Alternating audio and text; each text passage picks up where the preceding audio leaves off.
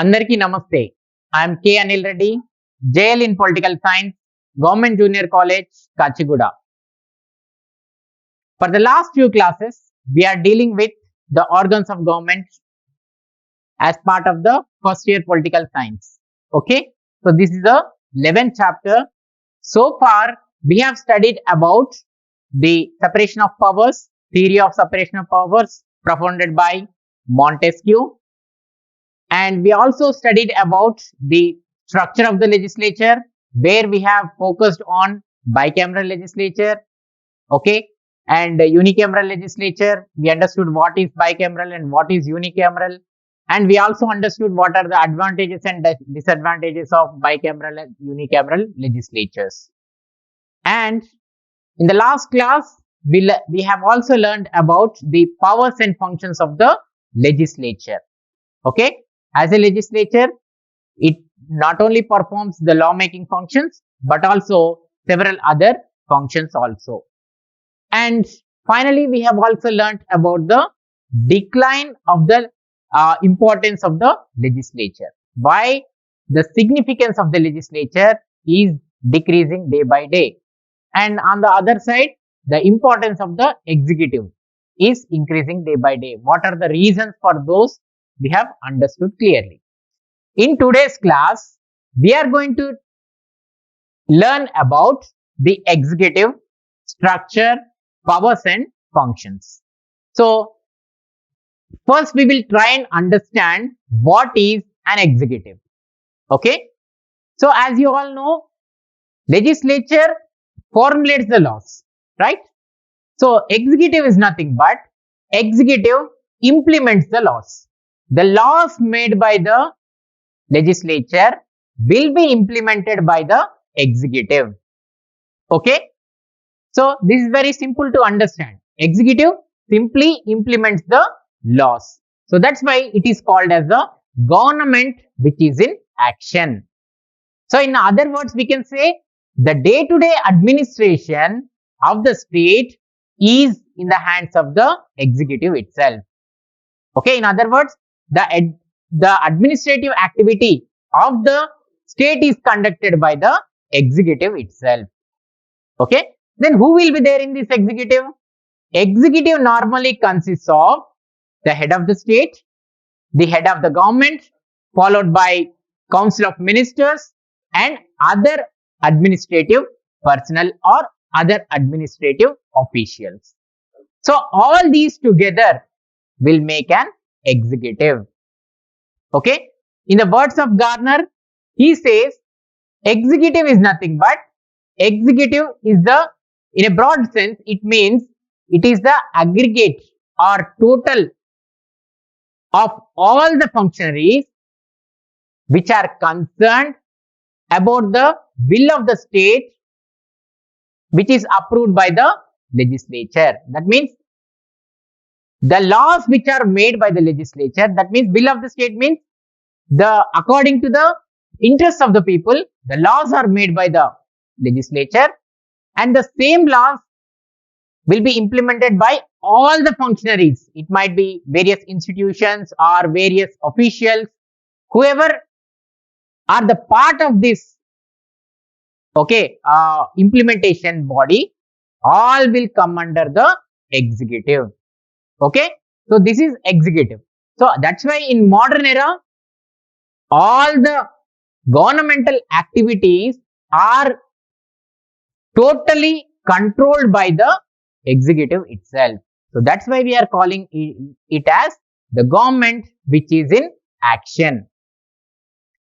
Last class లో మనము కొన్ని క్లాసులుగా మనము ప్రభుత్వ అంగాల గురించి తెలుసుకుంటున్నాం. ప్రభుత్వ అంగాల విషయానికి వస్తే ఇప్పటి వరకు మనము అధికార పరిష్కరణ సిద్ధాంతం గురించి తెలుసుకున్నాం. తర్వాత శాసనశాఖ నిర్మాణం, అధికారాలు, విధుల గురించి తెలుసుకున్నాం. శాసనశాఖ నిర్మాణంలో ఏకసభ విధానం, ద్విసభ విధానం గురించి తెలుసుకున్నాం. తర్వాత ఈ ద్విసభ విధానానికి ఉన్నటువంటి ప్రతికూల అంశాలు, ఓకే, సానుకూల అంశాలు ఏంటో కూడా తెలుసుకున్నాం. తర్వాత శాసనసభకు ఉన్నటువంటి అధికారాలు, విధులు కూడా మనం తెలుసుకోవడం అనేది జరిగింది. అంటే శాసనసభ అనేది కేవలం చట్టాలు చేయడమే కాదు, ఇంకా ఎన్నో విధులను కూడా చేపడుతుందనే అంశాన్ని మనము అర్థం చేసుకోవడం అనేది జరిగింది. ఓకే, ఇదే కాకుండా శాసనసభకు తగ్గిపోతున్నటువంటి ప్రాధాన్యత గురించి కూడా మనం తెలుసుకోవడం అనేది జరుగుతుంది. ఎందుకు శాసనసభలు తమ యొక్క ఉనికిని కోల్పోతున్నాయి అనే అంశాన్ని కూడా మనము పరిశీలించడం అనేది జరిగింది. ఈ రోజు క్లాస్ లో మనం ఏం తెలుసుకుంటామంటే కార్యనిర్వాహక శాఖ గురించి తెలుసుకుంటాం. ఈ కార్యనిర్వాహక శాఖ అనేది ఓకే కేవలం చట్టాలను అమలుపరిచేటువంటి వ్యవస్థగా మనము అర్థం చేసుకోవచ్చు. అంటే శాసనశాఖ తర్వాత అత్యంత ప్రాముఖ్యమైనటువంటి అంగంగా దీన్ని మనం పరిగణించవచ్చు. ఇంకా సింపుల్ గా చెప్పాలంటే శాసనసభకు ఉన్నటువంటి అధికారాల కంటే ఎక్కువగా కార్యనిర్వాహక శాఖకే ఎక్కువగా అధికారాలు ఉంటాయని మనము చెప్పుకోవచ్చు. ఎందుకంటే ఈ యొక్క కార్యనిర్వాహక వర్గం అనేది రోజువారీ పరిపాలన అంతా కూడా చూస్తుంది. రాజ్యంలో అన్ని కార్యకలాపాలను నిర్వహించేటువంటి బాధ్యతను కార్యనిర్వాహక శాఖనే తీసుకుంటుంది. కాబట్టి అందుకనే అన్ని ప్రభుత్వ అంగాల్లో కల్లా కార్యనిర్వాహక శాఖకి అత్యంత ప్రాముఖ్యత అనేది ఇవ్వడం అనేది జరుగుతుంది. అత్యంత ప్రాధాన్యత అనేది మనము ఇవ్వడం అనేది జరుగుతుంది. ఓకే, అందుకనే కార్యనిర్వాహక శాఖ అంటే సింపుల్ గా మనం అర్థం చేసుకోవాలి అంటే కార్యనిర్వాహక శాఖ అనేది ఏవైతే శాసనాలను శాసనశాఖ రూపొందిస్తుందో ఆ శాసనాలను అమలుపరిచేటువంటి యంత్రాంగమే మనకి కార్యనిర్వాహక శాఖగా మనం చెప్పుకోవచ్చు. అయితే ఈ కార్యనిర్వాహక శాఖలో ఎవరెవరు ఉంటారు అనే అంశాన్ని మనం తెలుసుకోవాలి. కార్యనిర్వాహక శాఖలో ఎవరైతే రాజ్యాధినేత ఉంటాడు, ఓకే, రాజ్యాధినేత కావచ్చు లేదా రాజ్యాధిపతి కావచ్చు, ప్రభుత్వానికి ఉండేటువంటి అధినేత, తర్వాత వీళ్ళే కాకుండా మంత్రివర్గం, వీళ్ళకు సహకరించడం కోసం ఇతర సిబ్బంది కూడా ఈ యొక్క కార్యనిర్వాహక వర్గంలో భాగస్వాములుగా ఉంటారని మనము చెప్పుకోవచ్చు. ఓకే, సో కార్యనిర్వాహక శాఖలో ఎవరెవరు ఉంటారు అంటే రాజ్యాధినేత, ప్రభుత్వాధినేత, వీళ్ళతో పాటు ఇతర సిబ్బంది కూడా ఉండడం అనేది జరుగుతుంది. అందుకనే గార్నర్ యొక్క అభిప్రాయంలో ఏదైతే శాసనసభ ద్వారా వ్యక్తమైనటువంటి రాజ్యాభిష్టం ఏదైతే ఉందో ఆ రాజ్యాభిష్టాన్ని అమలుపరిచేందుకు ఓకే సహకరించేటువంటి సంస్థలు లేదా వ్యక్తుల సమూహమే కార్యనిర్వాహక వర్గంగా అతను పేర్కొనడం జరిగింది. అంటే ప్రజలకు సంబంధించినటువంటి శాసనాలు ఏవైతే ఉంటాయో ఆ శాసనాలను శాసనసభ ఆమోదించిన తర్వాత కార్యనిర్వాహక వర్గం ఎప్పుడైతే ఓకే వాటిని అమలు చేస్తుందో అంటే ఆ అమలు చేసేటువంటి ప్రక్రియలో ఎవరైతే సిబ్బంది లేదా వ్యక్తులు లేదా సంస్థలు వాటిలో పాల్పంచుకుంటాయో వాటిని మొత్తం కూడా గార్నర్ యొక్క అభిప్రాయంలో కార్యనిర్వాహక వర్గంగా మనము చెప్పుకుంటూ ఉన్నాం. అందుకనే ఆధునిక ప్రభుత్వాలలో కార్యనిర్వాహక శాఖకు అత్యంత ప్రాముఖ్యత అనేది లభించిందని మనము చెప్పుకోవచ్చు. Now let us discuss the various types of executive. Okay, see, executive can be of different types. Okay, nominal, real, okay, singular, plural, parliamentary, presidential, hereditary and elective. So these are the various 8 types of executives we have. We will try and understand each and every one of the executive types. Okay, so what we spoke, the first and foremost is nominal executive. Nominal executive is one where there will be no powers for him. Okay, he will be there for the nominal purposes. Okay, he will be there for the namesake. Okay, so for example, you take the President of India and King of Britain. Okay, these two can be cited as the best example for the nominal executive. Okay, coming to the real executive. Real executive is one where all the powers are vested in only one single person. Okay, wherever there is powers in one single person, that kind of executive is called the real executive. For example, the President of America, okay, he is the single person and all the powers, real powers, are enjoyed by the President of America. And to an extent, we can also say the Prime Minister of India and Britain also has the real executives. Okay, they can also be treated as the better examples for the real executive. So here, nominal executive and real executive, you can observe the difference. Nominal executive will be there only for the nominal purposes, and real executive will have the real decision making powers. Okay, that's the difference between these two. Then moving on to the third one, that is single executive. Single executive is one where all the powers are vested in a single person, like the President of America. So the President of America is one where all the powers are vested in only one and the single person. Okay, he enjoys all the real powers. Okay, there is no uh, importance for the legislature in America only because the executive has more powers, okay, that are vested in the president. Then plural executive. Plural executive is one where the powers are vested in more than one person, okay, where the powers are vested in the group of person. That kind of executive is called plural executive. For example, Council of Ministers. Okay, so in India we have Council of Ministers. They are the real executive in India. They can be considered as real executives in India because all the decision making power will be in the hands of the Council of Ministers. Okay, so the words itself tells you what is single executive and plural executive.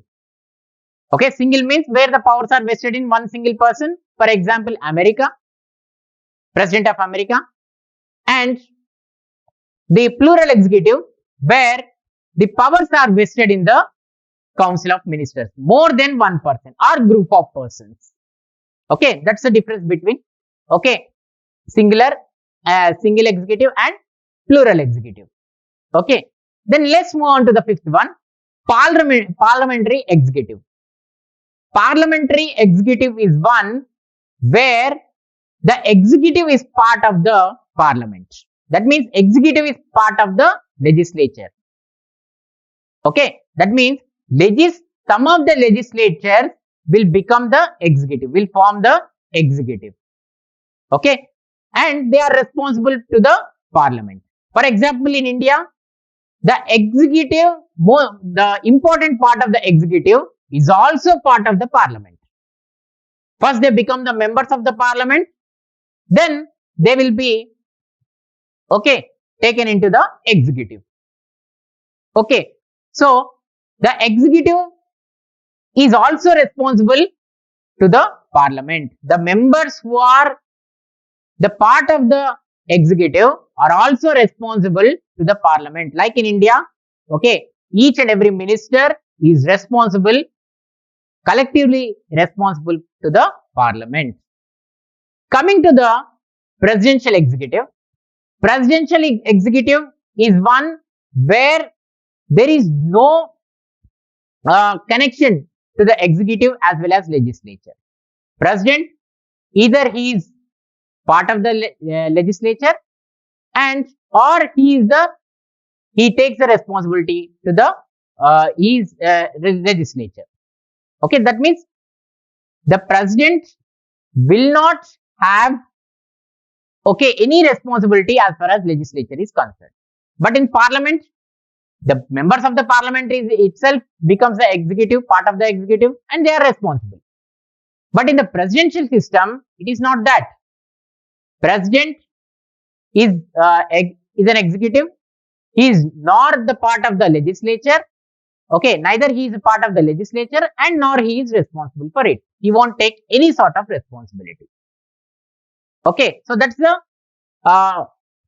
difference between the parliamentary and as well as the presidential executives. Seventhly, we will talk about hereditary executive. Hereditary executive is one which comes from the parent to the child. Like the property is inherited, in the same way the power is also inherited to the next generation. Okay, so such kind of executive will continue in that position for lifelong. That means throughout his life he will continue in that position. Okay, so that means king, after the death of the king, the power will go to the his son. So whenever his son attains the throne, he will be in the power as long as his life. Throughout his life he will continue in that office. Then eighth one is elective executive. Elective executive is one where he will be elected directly or indirectly. Understood?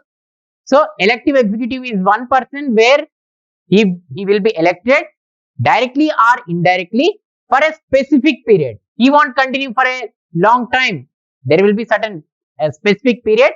Okay, within that specific period he will be in that power, and after that he has to get down, or he can continue again if he gets elected. So మనకి కార్యనిర్వాహక వర్గంలో అనేక రకాలైనటువంటి కార్యనిర్వాహక వర్గాలు అనేవి ఉన్నాయి. Okay, వాటిలో నామమాత్రపు కార్యనిర్వాహక వర్గం, వాస్తవపరమైనటువంటి కార్యనిర్వాహక వర్గం, ఏకసభ్య కార్యనిర్వాహక వర్గం, బహుళ సభ్య కార్యనిర్వాహక వర్గం, పార్లమెంటరీ అధ్యక్ష తరహా కార్యనిర్వాహక వర్గం, వారసత్వ కార్యనిర్వాహక వర్గం, అలానే ఎన్నికైనటువంటి కార్యనిర్వాహక వర్గం. ఇవి 8 రకాలైనటువంటి కార్యనిర్వాహక వర్గాలుగా మనము వీటిని చెప్పుకోవచ్చు. మొట్టమొదటిది ఏంటి అంటే నామమాత్రపు కార్యనిర్వాహక వర్గం. నామమాత్రపు కార్యనిర్వాహక వర్గంలో ఎవరైతే రాజ్యాధినేత ఉంటాడో కేవలం నామమాత్రంగా ఉండడం అనేది జరుగుతుంది. ఉదాహరణకు మనం తీసుకున్నట్టయితే భారత రాష్ట్రపతి కావచ్చు, బ్రిటన్ లో రాజు కావచ్చు, వీళ్ళు కేవలం నామమాత్రపు అధికారులుగా ఉంటారని మనము చెప్పుకోవచ్చు. రెండోది వచ్చేసేసి వాస్తవపరమైనటువంటి కార్యనిర్వాహక వర్గం. వాస్తవపరమైనటువంటి కార్యనిర్వాహక వర్గంలో నిజమైనటువంటి అధికారాలన్నీ కూడా ఒకే ఒక్క వ్యక్తి చేతిలో ఉండడాన్ని నిజమైనటువంటి కార్యనిర్వాహక వర్గం లేదా వాస్తవపరమైనటువంటి కార్యనిర్వాహక వర్గంగా మనము చెప్పుకోవచ్చు. ఉదాహరణకు చెప్పాలి అంటే అమెరికా అధ్యక్షుడికి నిజమైనటువంటి అధికారాలు అనేవి ఉంటాయి. అలానే భారతదేశం విషయానికి వస్తే, బ్రిటన్ విషయానికి వస్తే, ఇక్కడ ఉన్నటువంటి ప్రధాన మంత్రులకు కూడా వాస్తవపరమైనటువంటి అధికారాలు అనేవి ఉండడం జరుగుతుంది. కాబట్టి వీళ్ళే వాస్తవపరమైనటువంటి కార్యనిర్వాహక వ్యక్తులుగా ఉంటారు. ఇక మూడవ అంశం వచ్చేసేసి ఏకసభ్య కార్యనిర్వాహక వర్గం. ఎక్కడైతే అధికారాలన్నీ కూడా ఒకే ఒక్క వ్యక్తి చేతిలో ఉంటాయో, ఉదాహరణకి అమెరికా అధ్యక్షుడిలాగా ఎప్పుడైతే ఆ అధికారాలన్నీ ఒకే ఒక్క వ్యక్తి చేతిలో ఉంటాయో అటువంటి దాన్ని ఏకసభ్య కార్యనిర్వాహక వర్గంగా మనం చెప్పుకోవచ్చు. తర్వాత బహుళ సభ్య కార్యనిర్వాహక వర్గం అంటే ఎప్పుడైతే కార్యనిర్వహణ అధికారాలన్నీ కూడా ఒక వ్యక్తి కంటే ఎక్కువ వ్యక్తుల చేతిలో ఉంటాయో, కొందరు వ్యక్తుల చేతుల్లో ఉంటాయో, లేదా ఒక సమూహం చేతుల్లో ఉంటాయో, అటువంటి దాన్ని మనము బహుళ సభ్య కార్యనిర్వాహక వర్గంగా మనం చెప్పుకోవచ్చు. ఉదాహరణకి మంత్రివర్గం. మన భారతదేశంలో ఉన్నటువంటి మంత్రివర్గాన్ని కార్యనిర్వాహక వర్గంగా, బహుళ సభ్య కార్యనిర్వాహక వర్గంగా మనము చెప్పుకోవచ్చు. తర్వాత పార్లమెంటరీ కార్యనిర్వాహక వర్గం. పార్లమెంటరీ కార్యనిర్వాహక వర్గంలో ఏంటి అంటే పార్లమెంటుకే ఎన్నికైనటువంటి సభ్యులు వాళ్ళే కార్యనిర్వాహక సభ్యులుగా ఉంటారు. అలా ఉన్నటువంటి కార్యనిర్వాహక సభ్యులు పార్లమెంటుకు బాధ్యత వహించాల్సి ఉంటుంది. ఉదాహరణకి మన భారతదేశంలో ఉన్నటువంటి పార్లమెంటుకి ఎన్నికైనటువంటి సభ్యులు ఎవరైతే ఉంటారో వాళ్ళే మంత్రులుగా ఉండడం జరుగుతుంది. సో అటువంటి మంత్రులుగా ఉన్నటువంటి వాళ్ళు ఎవరికి బాధ్యత వహించాలి అంటే పార్లమెంటుకే బాధ్యత వహించాల్సినటువంటి అవసరం ఉంటుంది. ఇదే కాకుండా అధ్యక్ష తరహా కార్యనిర్వాహక వర్గం. అధ్యక్ష తరహా కార్యనిర్వాహక వర్గంలో ఏంటి అంటే అధ్యక్షుడిగా ఎవరైతే ఉంటారో ఆ కార్యనిర్వాహకుడు శాసనసభకు కానీ శాసనసభకి ఎట్లాంటి బాధ్యత వహించాల్సినటువంటి అవసరం లేదు. అతనికి శాసనసభకు ఎటువంటి సంబంధం అనేది ఉండదు. ఎందుకంటే అతను ఫస్ట్ శాసనసభ సభ్యుడు కాదు, అందుకనే అతను శాసనసభకు బాధ్యత కూడా వహించాల్సినటువంటి అవసరం లేదు. పార్లమెంటరీ వ్యవస్థలో ఏంటి, ఖచ్చితంగా పార్లమెంట్ లో ఉన్నటువంటి సభ్యులే కార్యనిర్వాహక వర్గంలో సభ్యులుగా ఉంటారు కాబట్టి పార్లమెంట్ ఖచ్చితంగా వాళ్ళు బాధ్యత వహించాలి. కానీ అధ్యక్ష కార్యనిర్వాహక వర్గంలో అటువంటి అవసరం ఏది కూడా ఉండదు. ఎందుకంటే అధ్యక్షుడు అనేవాడు ఫస్ట్ శాసనసభ సభ్యుడు కాదు. అందుకనే శాసనసభకి ఎట్లాంటి బాధ్యత కూడా వహించడు. తర్వాత వారసత్వపరమైనటువంటి కార్యనిర్వాహక వర్గం. దీంట్లో ఏంటంటే ఓకే, తల్లిదండ్రుల నుంచి ఆస్తి ఎలా అయితే పిల్లలకు వస్తుందో అదే విధంగా కార్యనిర్వాహకమైనటువంటి అధికారాలన్నీ కూడా ఓకే తల్లిదండ్రుల నుంచి ఓకే వాళ్ళ కొడుకులకి అలా లభిస్తూ ఉంటుంది, వారసత్వంగా లభిస్తూ ఉంటుంది. సో ఇలా పదవిని పొందిన వాళ్ళు జీవితకాలం పాటు ఆ పదవిలో కొనసాగడం అనేది కూడా జరుగుతుంది. ఓకే, తర్వాత ఎన్నికైనటువంటి కార్యనిర్వాహక వర్గం. ఎన్నికైనటువంటి కార్యనిర్వాహక వర్గం అనేది ఎన్నికల ద్వారా ఎన్నుకోబడుతుంది. ఎన్నికల ద్వారా ఎన్నుకోబడినటువంటి ఏదైతే కార్యనిర్వాహక వర్గం ఉంటుందో అది ప్రజల ద్వారా లేదా ప్రత్యక్షంగా కావచ్చు లేదా పరోక్షంగా ఎన్నుకోవడం అనేది జరుగుతుంది. ఒక నిర్ణీత కాలానికి ఎన్నుకోవడం అనేది జరుగుతుంది. అంటే వీళ్ళు జీవితాంతం పదవిలో కొనసాగేటువంటి అవకాశం లేదు. ఓకే, వీళ్ళని కొంతకాలానికి ఎన్నుకోవడం అనేది జరుగుతుంది. ఆ కొంతకాలానికి మాత్రమే వీళ్ళు పదవిలో కొనసాగుతారని మనము చెప్పుకోవచ్చు. So now let's talk about the head of the state. So head of the state, the names of the head of the states are different. Okay, if you take in America, India, we call it as president, and Britain we call them as king. Okay, and they are also differ in the powers and functions. So you can observe, though in India we call him as a president, and America they also call them as president. But when we come to the powers and functions, okay, their powers and functions are totally different. Okay, their powers and functions are totally different. Okay, and their election method is also different. The way the president or the head of the state is elected is totally different from one country to another country. So the head of the states, okay, or the heads of the states will be elected by 4 different methods. So first is okay, inheritance pattern. That means the executive or the head of the state, the power comes hereditarily. Okay, after the king it will be transformed to the son of that particular king. Okay, so the power transforms in an hereditary manner. The second method is election method, direct elections. Okay, the head of the state in some countries are directly elected by the people itself. Okay, so this is direct method. Okay, so whenever they are electing, they will continue in the office only for a specific period.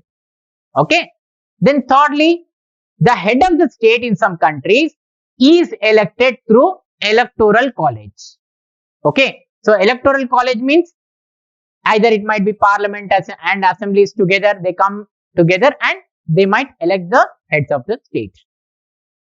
Then fourthly, national assemblies. So national assemblies in some of the states will elect the head of the particular state. Okay, so these are the 4 different methods that okay we follow across the world to elect the heads of the states. మనకి కార్యనిర్వాహక అధ్యక్షుడిని ఎన్నుకునేటువంటి సందర్భంలో లేదా రాజ్యాధిపతిని ఎన్నుకునేటువంటి సందర్భంలో అనేక రకాలైనటువంటి పద్ధతులను మనము పాటిస్తూ ఉంటాం. ఓకే, మనకి అధ్యక్షుడిని లేదా రాజ్యాధినేతని అనేక పేర్లతో వివిధ దేశాల్లో వివిధ రకాలుగా పిలవడం అనేది జరుగుతుంది. అమెరికాలో అయితే అధ్యక్షుడు అంటాం, భారతదేశంలో అయితే ఓకే మనం రాష్ట్రపతిగా పిలుస్తూ ఉంటాం. ఇలా ఓకే పిలిచేటువంటి విధానంలో కూడా తేడాలు ఉన్నాయి. అధికారాల విధుల్లో కూడా అనేక రకాలైనటువంటి వ్యత్యాసాలు ఉన్నాయి. ఓకే, ఎన్నిక చేసేటువంటి విషయాల్లో కూడా అనేక రకాలైనటువంటి ఎన్నిక విధానాలను ఓకే ప్రపంచవ్యాప్తంగా అనేక దేశాలు పాటిస్తున్నాయని మనము చెప్పుకోవచ్చు. అందులో మొట్టమొదటిది ఏంటిది అంటే వారసత్వ పద్ధతి. వారసత్వ పద్ధతి ద్వారా మనము అధ్యక్షుల్ని కొన్ని దేశాల్లో ఎన్నుకోవడం జరుగుతుంది. అంటే ఈ యొక్క వారసత్వం ద్వారా పదవి అనేది లభిస్తుంది. అలా పదవి ఎప్పుడైతే లభిస్తుందో వాళ్ళ జీవిత కాలం పాటు ఆ పదవిలో కొనసాగడం అనేది జరుగుతుంది. రెండోది ప్రత్యక్ష ఎన్నికల విధానం.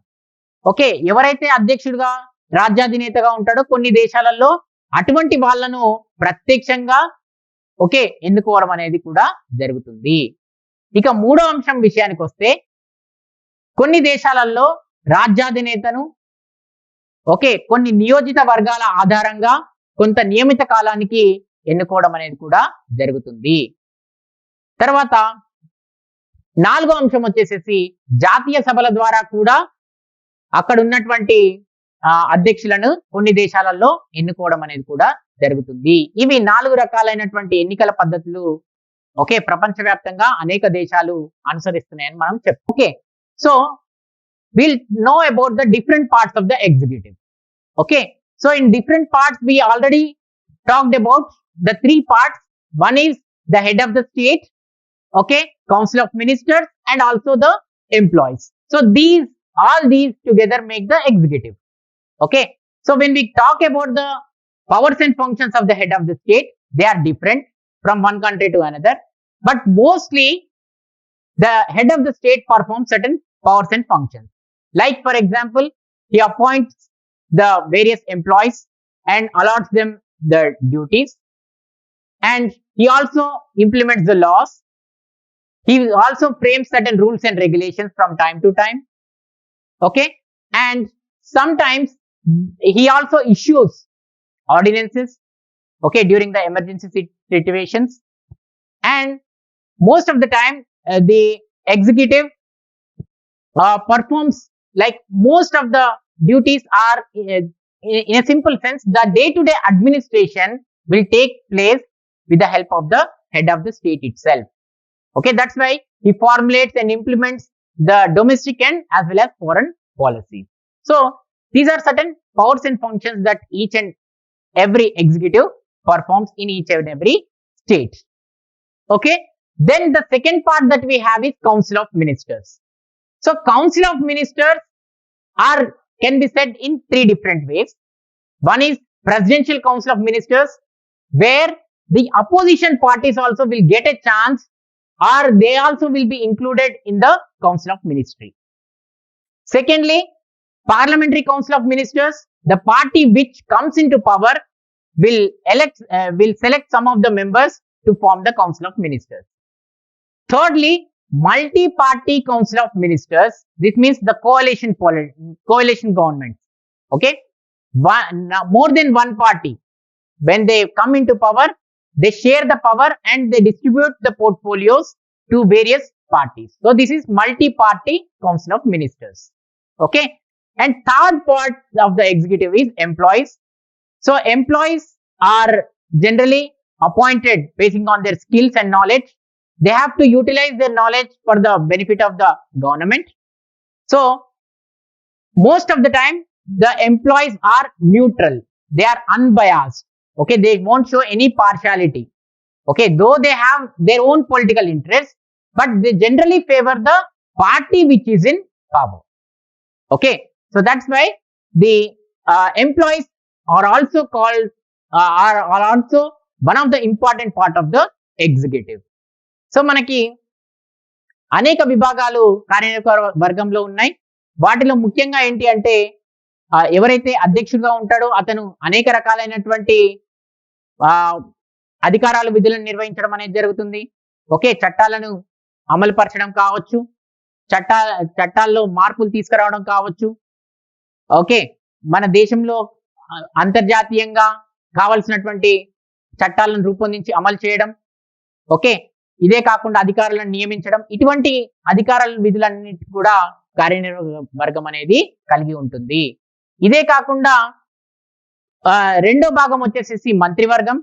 మంత్రివర్గం అనేది కూడా 3 రకాలుగా ఉంటుంది. అధ్యక్ష తరహా మంత్రివర్గం, రెండోది వచ్చేసేసి పార్లమెంటరీ తరహా మంత్రివర్గం, మూడోది వచ్చేసేసి ఓకే బహుళ పార్టీ మంత్రివర్గంగా కూడా మనము చెప్పుకోవచ్చు.